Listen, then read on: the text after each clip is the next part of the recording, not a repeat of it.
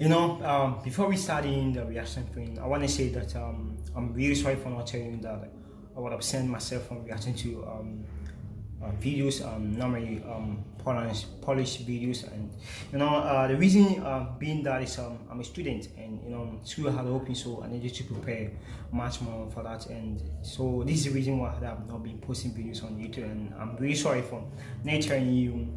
I know that you subscribe to this channel because they want me to react to Polish videos, and it's looking like I've failed on that, and I'm really sorry for doing that. So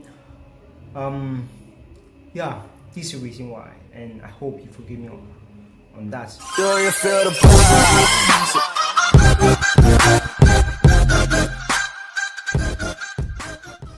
Oh yeah, hello guys, this is Ryan. Welcome back to my channel. Everything matters. So today we got amazing video here called defense of Poland, the battle of the border. So I think this is one of the greatest videos to watch. It really show how Poland defended their borders when their enemies invaded their borders. So without wasting my time, let's start watching this amazing video called the defense of Poland, the battle of the border. Let's start watching it. September 1st, Danzig, 4:48 a.m. The German battleship fires. 11-inch shells scream towards the Polish garrison holding the peninsula. Troops hit the dirt. A brick wall smashes inward. A radio man transmits to the next base along the coast. SOS, under fire. Bullets tear past. A Polish soldier falls. The first combat casualty of a new world war. Now there are German troops coming through the break in the wall. The Poles open fire, catching the invaders in a kill zone, forcing them back. Only 182 Polish soldiers defend this peninsula. They're under attack from a battleship, dive bombers, field artillery, and nearly a division's worth of German soldiers. Oh, only 182 Polish soldiers were defending that border.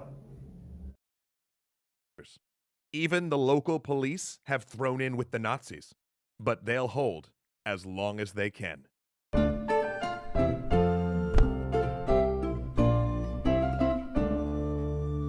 This series is brought to you by World of Tanks PC. Check out the game at the link below and use the code ORLIK for extra goodies. Mokra, southern Poland, 6:30 a.m. They must have crossed the border by now, the cavalrymen think. Nearly 10% of the Polish army is cavalry, modern cavalry, cavalry that fights on foot using horses to reposition and scout, cavalry that tows anti-tank guns behind them, cavalry that's dug into a line of trees outside of the town of Mokra, along with an infantry division and a battalion of TKS tankettes, waiting to meet the invasion. Waiting is the hardest part. The first Germans they see are motorcycle scouts. They exchange fire, probing. An hour later, the armor emerges. It's the 4th Panzer Division, pressing forward with 25 Panzer I and IIs, firing on the move. Autocannons set the thatched roofs of Mokra alight. The cavalry holds fire until the panzers close, then answer with their anti-tank guns. Half-dozen tanks slew, burning, grinding to a halt. Polish machine guns drive back the supporting infantry. They've stopped the first wave. Then comes another, and another. House-to-house fighting breaks out in the village. German armor and motorized infantry press close to the Polish positions. Airstrikes and artillery pound the woods. With a blast of steam, an iron behemoth pulls out of the trees. The Poles back up. Armored train number 53. Its twin cannons and machine guns open up. 12 German tanks go out of action. The 4th Panzer regroups and attacks again. Warsaw. Another crash rattles the window. German dive bombers have been hitting Warsaw since 8 a.m. Edvard Rydzmigwe, Marshal of Poland, looks at his map. Things are going as well as they can be, under the circumstances. Germany is invading Poland from 3 of its borders, north, south, and west. The enemy has around 53 divisions, while Rydzmigwe has 40. If that. But at least in these early hours, the Polish defensive lines are holding. In some places, better than that. At Mokra, the defenders report 100 German vehicles destroyed. There are problems, of course, but he has one big advantage. He doesn't need to win. See, Polish strategy rested on two major pieces of diplomacy. The first was a non-aggression pact with the Soviet Union, securing the country's eastern border and allowing the Polish army to prepare for the possibility of a German invasion. After all, Poland couldn't fight a two-front war. The second was a mutual defense pact, signed agreements with France and Britain to aid Poland in the event of a German invasion. As a sweetener, Rich Smigwe had given them Poland's most prized secret. They'd cracked the German Enigma codes and reverse-engineered a machine. He'd given each ally a copy of it earlier that year. It was a sound strategy.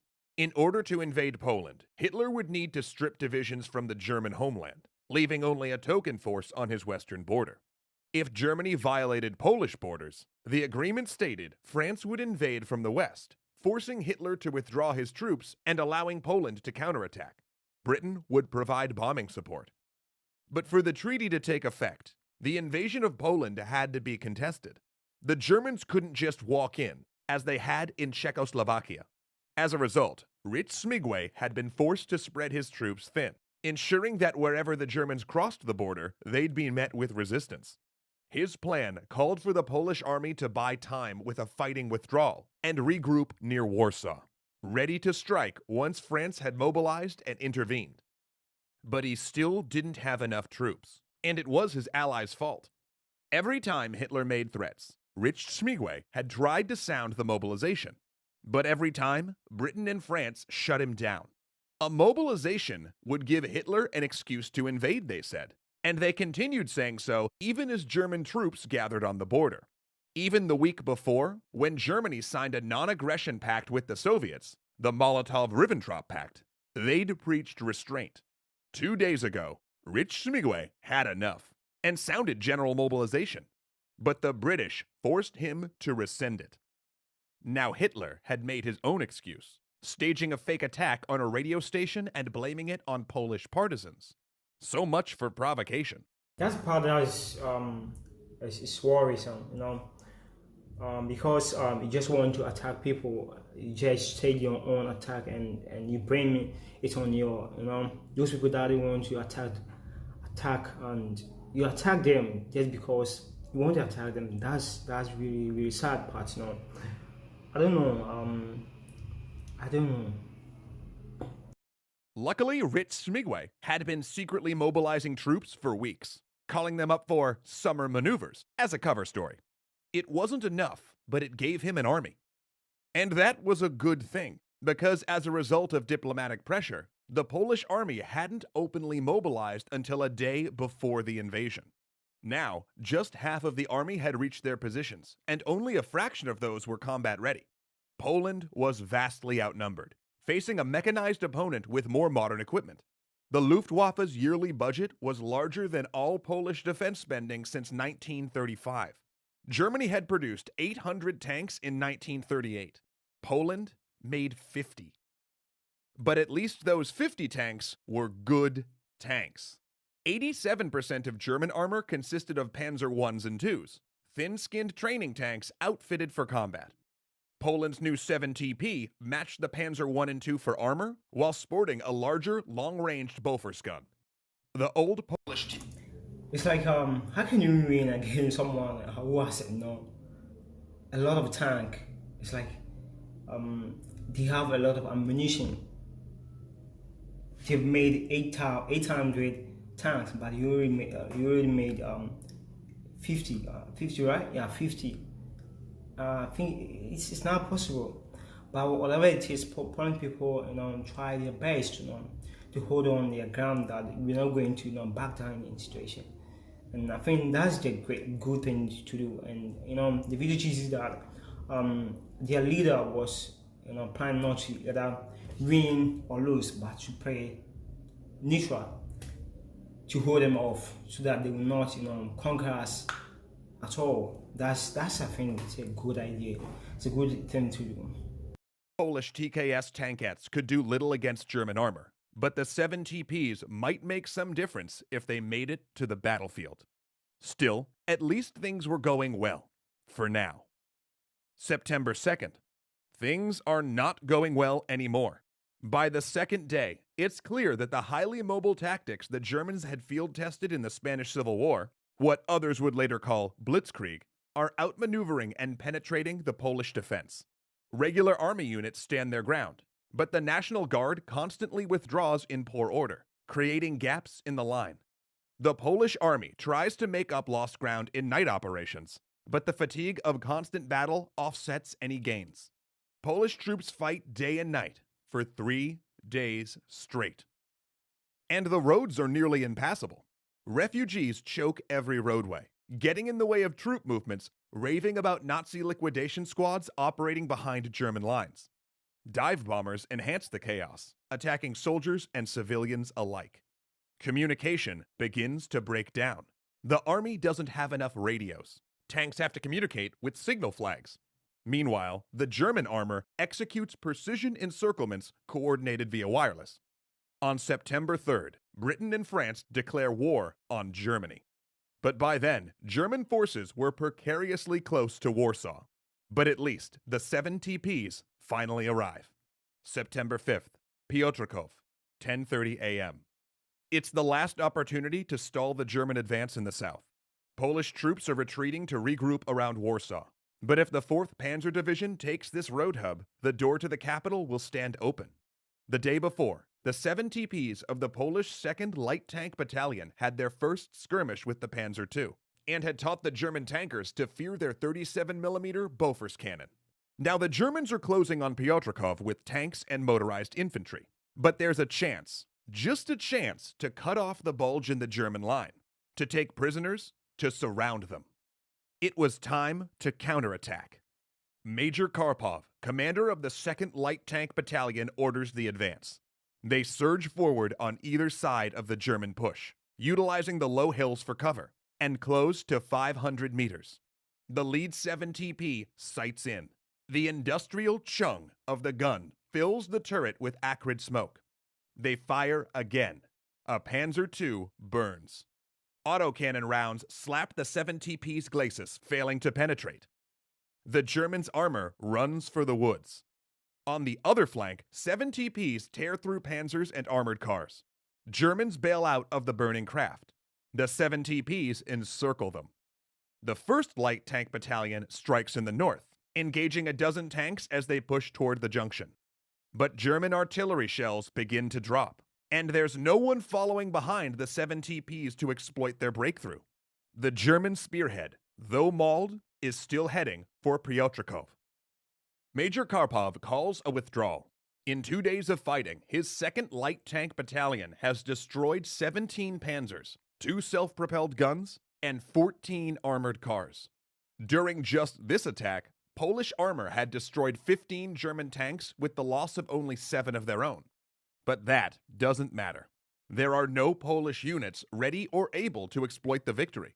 The plan remains to retreat towards Warsaw. So that's what they'll do. September 7th, Warsaw. Marshal Ritz Śmigły gathers his documents. Command staff haul radios and charts. They're evacuating to Brest along with the rest of the government. Plans call for making Warsaw a citadel, a stone for the Germans to break their teeth on. But he and the rest of the government cannot be killed in that assuredly bitter combat. The French are already massing on Germany's western border. Soon, he'll be managing a counterattack. He leaves a small communication team to forward messages onto his new headquarters. He has no idea how mangled the lines of communication are, how little he will know once he relocates, and how impossible it will be to transmit orders. The Polish army, already hard-pressed, is about to lose touch with its leadership. The next day, the 4th Panzer Division reaches Warsaw. Inside, soldiers set up concealed artillery. Civilians dig trenches, planning to trap German tanks and torch them with cans of gasoline. Warsaw is preparing for a siege. Thanks so much to World of Tanks PC for sponsoring this series. I think the video is great one, and it teaches us that shouldn't back down, even though we have a little. When you compare Poland and Germany, you see that Germany were more advanced than Poland, but even though they were having later ammunition compared to Germany, they did everything that they could to defend their border. I think that's great. And the video shows that even though they knew that these people were more advanced than them, they planned out to either lose or win, but to rather pray. And I think that's a good thing. It's like not to lose or not to win, but rather defend as smart as you could. So this is all what I can say for now. They did well in defending their borders, and they really did well. So comment in the comment section for me to see what you think about this video and what you think about my reaction to this video. And so yeah, see you in next video.